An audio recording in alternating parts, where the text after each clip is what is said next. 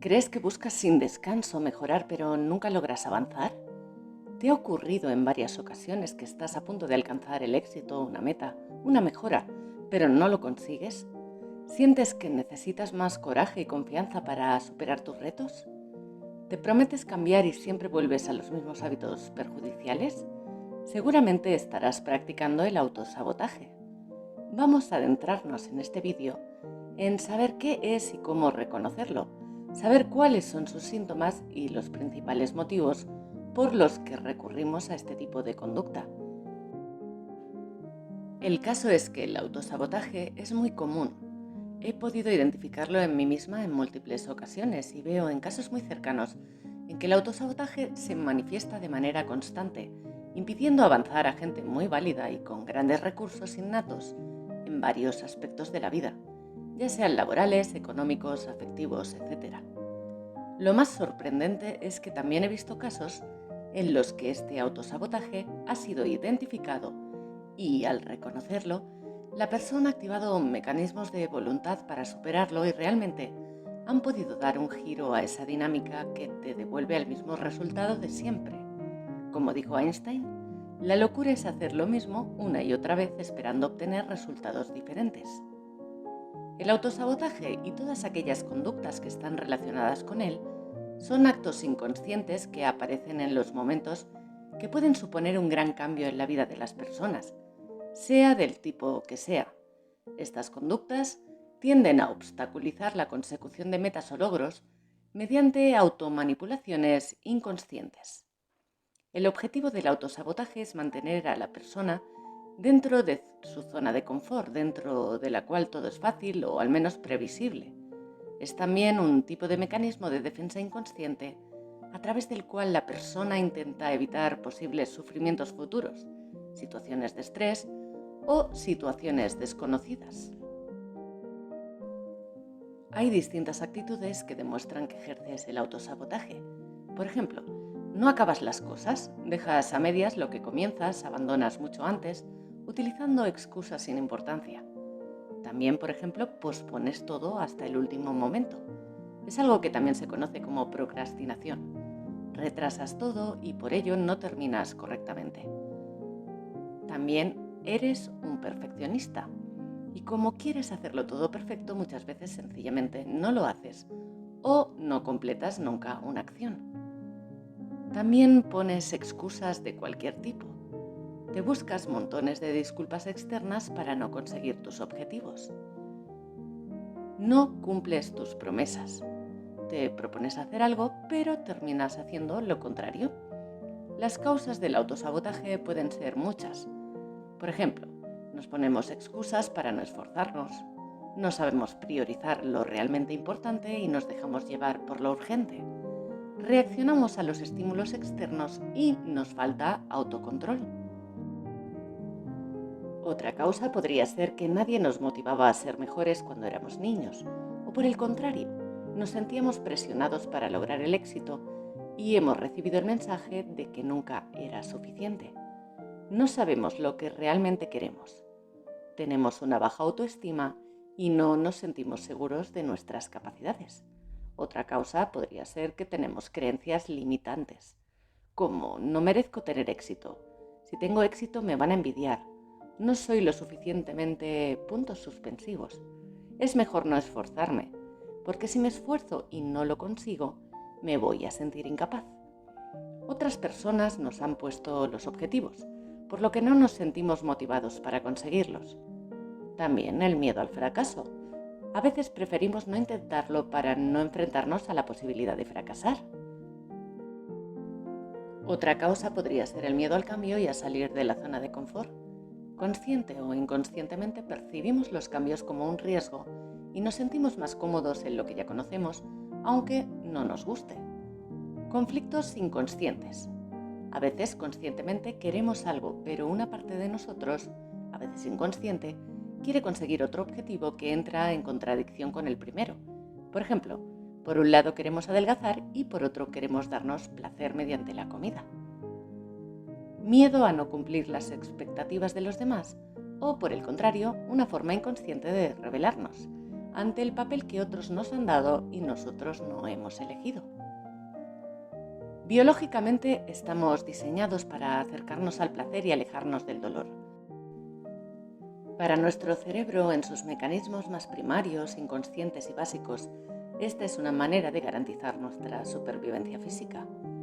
Esto es lo que provoca que escojamos ver series, estar en las redes sociales por horas, comer por comer en medio de una dieta estricta, estar echados cuando deberíamos estar ordenando nuestro espacio, y la lista podría ser infinita.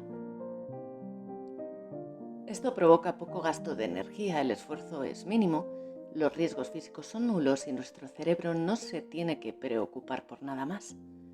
La cuestión es que este mecanismo no resulta funcional a nuestra vida profesional y social en muchas ocasiones. ¿Cómo hacemos para evitar esta tendencia? ¿Estaremos destinados a vivir así? La apuesta más fuerte, el propósito detrás de lo que hacemos. La única razón por la que somos capaces de invertir este mecanismo, incluso inconscientemente en ciertas situaciones, es gracias al propósito. Cuando nosotros tenemos un propósito claro, somos capaces de acercarnos al dolor y alejarnos del placer, pues sabemos que ese para qué es mucho más potente que la idea de sabotear nuestro avance. Si bien cuando hablamos de propósitos se lo suele relacionar con la filosofía del propósito de vida, la neurociencia confirma que el simple hecho de darle sentido a lo que hacemos, encontrar una razón válida detrás, hará que podamos sostener la actividad en un tiempo, a pesar del esfuerzo, el gasto de energía y los riesgos que podamos asumir.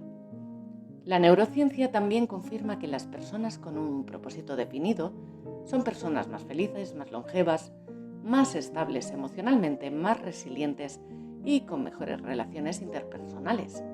Así que será cuestión de preguntarnos, ¿para qué hacemos lo que hacemos? Cuando hablamos de pasar por un proceso que requiere un cambio, pasamos por diferentes fases. Estas fases nos llevarán en definitiva a un cambio de hábitos. Al principio habrá una etapa de resistencia, donde probablemente aparezca el enojo, la frustración, la desmotivación o el desgano. Esta falta de aceptación nos deja pasivos ante lo que ocurre. No somos capaces de realizar tareas que favorezcan ese cambio. Tampoco estamos predispuestos a vivenciarlo. Luego seguirá una fase de exploración donde, de manera voluntaria o forzada, realizaremos intentos por superar el desafío. Iremos probando diferentes acciones y aquí pueden pasar dos cosas: que nos vaya muy bien y logremos un cambio, o que nos resulte poco favorable y decidamos volver a la fase anterior. Cuando probamos algo y nos resulta positivo, queremos seguir haciéndolo. Aparece la satisfacción, la motivación, aumenta el entusiasmo y casi sin darnos cuenta, ese cambio ya es parte de nuestra cotidianidad. En el caso contrario, si en esa fase de exploración nuestras expectativas no son cubiertas, ya sea porque los resultados no son los esperados o porque los tiempos se demoran más de lo deseado, sin duda alguna volveremos para atrás. Esto es lo que conocemos como autosabotaje o el sabotaje del proyecto. Provoca desánimo, desmotivación, insatisfacción, aumenta el enojo y la resistencia al cambio, persiste. Esto es lo que ocurre cuando vemos proyectos que fracasan. No se supo abordar con asertividad la fase exploratoria y por eso se cae en el boicot. Lo vemos en organizaciones que pasan por transformaciones culturales y en personas naturales que intentaron sin éxito lograr ciertos objetivos. Hasta que no logremos ingresar nuevamente en la fase exploratoria, no podremos lograr el cambio deseado. Los 7 tips para superar el autosabotaje son: en primer lugar, reconocer la resistencia interna. Cuando nos damos cuenta de que estamos en esa fase, podemos pasar más rápido a la fase que sigue. En segundo lugar, descubrir las sensaciones y sentimientos que predominan. Antes de avanzar es importante aumentar el autoconocimiento para aprender de nosotros mismos en este tipo de situaciones y tenerlo en cuenta en un futuro. En tercer lugar, encontrar la causa raíz. ¿Qué pasó? ¿Qué fue lo que nos dejó en esta fase de resistencia? ¿Hemos explorado anteriormente y no ha resultado? ¿Estamos en resistencia por la experiencia que otros nos han contado? En cuarto lugar, establecer un para qué muy claro. Esto será nuestra razón para avanzar. Será lo que le dé un sentido más profundo y auténtico a este cambio que estamos buscando. ¿Para qué quiero lograr este cambio de hábitos? En quinto lugar, entrar en la fase de exploración con cautela. Si nosotros comenzamos a realizar lo más difícil, lo más complejo y lo que más nos desagrada, corremos el riesgo de frustrarnos y abandonar el intento con facilidad. En cambio, ante un desafío pequeño, adecuado, prudente y modesto, haremos que nuestro cerebro ofrezca menos resistencia y obtengamos mucho antes una sensación de satisfacción por haber alcanzado este primer pequeño paso. En sexto lugar, aumentar el nivel de desafío. Una vez que hemos conquistado esos primeros pequeños pasos, podemos aumentar la exigencia y seguir avanzando en nuestra hazaña con tranquilidad y satisfacción, con entusiasmo e ilusión de conquista. En séptimo lugar, capitalizar experiencias y convertirse en agente positivo del cambio. Una vez que hemos acumulado una suficiente cantidad de acciones exitosas en la fase de exploración, sentiremos que hemos alcanzado nuestra meta. El cambio será parte de nuestra vida y ahora será momento de contar nuestra experiencia a los demás.